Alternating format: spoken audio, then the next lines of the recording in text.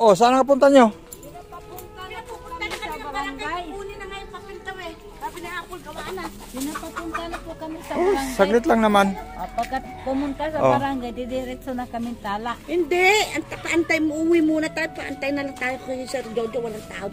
Naku sir, nagkagulo dito kagabi. Bakit? Sino nagkagulo? Pag-alis nyo, Oh? naghampasan ng bangko. Sino?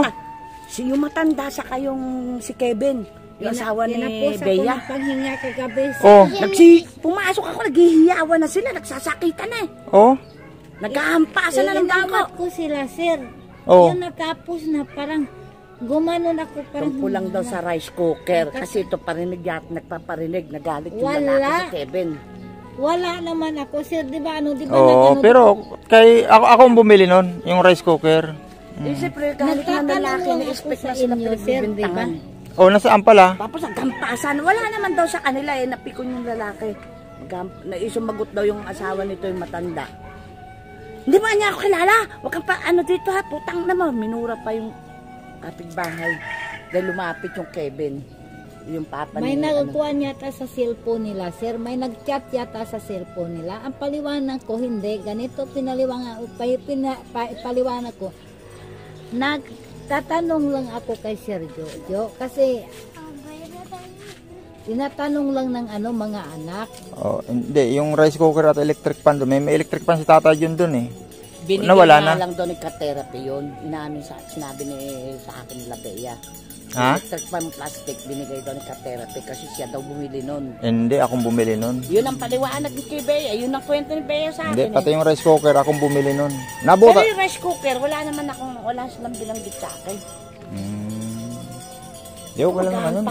Ang daming barangay dumating. Apple, tumawag ka ng barangay. Ayaw magsitigil. Nagpagitna nga po, sir. Yung Pati yung bangko ni Apple. Sabi ni Apple, ba't yung bangko dyan? Babayaran ko yan. Pati yung bangko. Ano nyo? Yung natapos na, sir, parang gumanon ako. Parang kinapos ako ng panghinga. Kagabi. Sige, nagkagulo pala dyan kagabi. Nagkagulo Pagkalis nga, ka, hindi sir, nagtagal. Hindi, kasi naman, hindi ko naman hinahanap yun. Wala naman akong pan doon. Ang paliwanag ko lang, nagtatanong lang kasi ako kay sir. Siyempre, tinatanong ng mga anak. Yun lang po.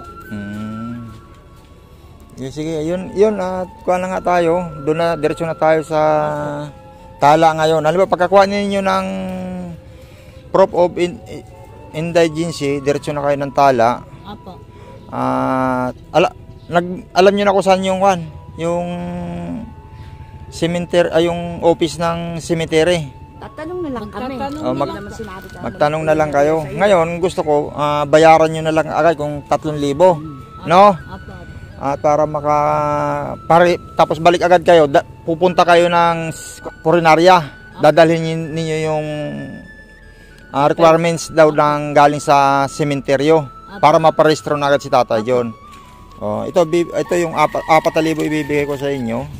Bayaran nyo kung magkano yung ng sementeryo. Andiyan na rin yung pamasahe ninyo, pagkain ninyo, kung makakuha kayo, ha? Oo. At sige, para... Diyan ka muna kayo, Jojo, ah. Ha? Diyan ka muna. Sige. Kasi walang magbantay, malang dyan, yung matanda tulog. Natutulog kasi si Mary Rosel kasi yung lalaki niyang anak. Babantay kagabi si Mary Rose po. Oo. Opo. Sige. Opo. Ingat kayo. Opo, sir. Nasa kanya na kami. Oy, Kisi. Gising ka na pala.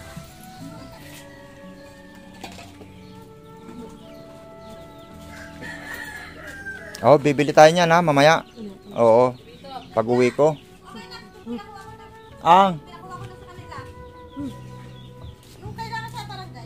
Oo nga. Andun na, sa lubong ko nga sila.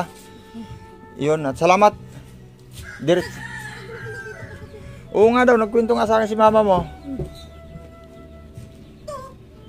Oo.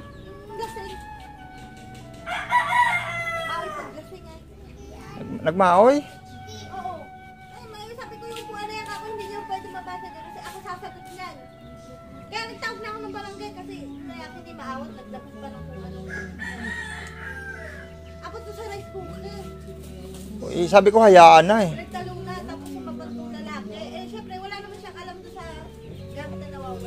Oh, hayaan mo na, bibili na lang tayo.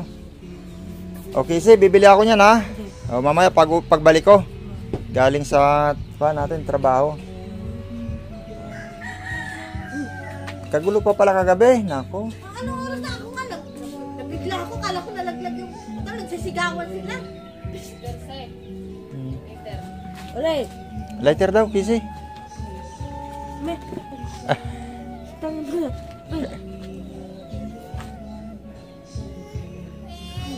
Ayun mga kaibig, pumunta nga lang tayo rito para maghatid nga ng pambayad sa sementeryo.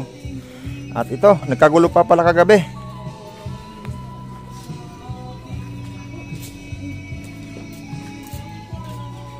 Kisi, mamaya ha? Okay.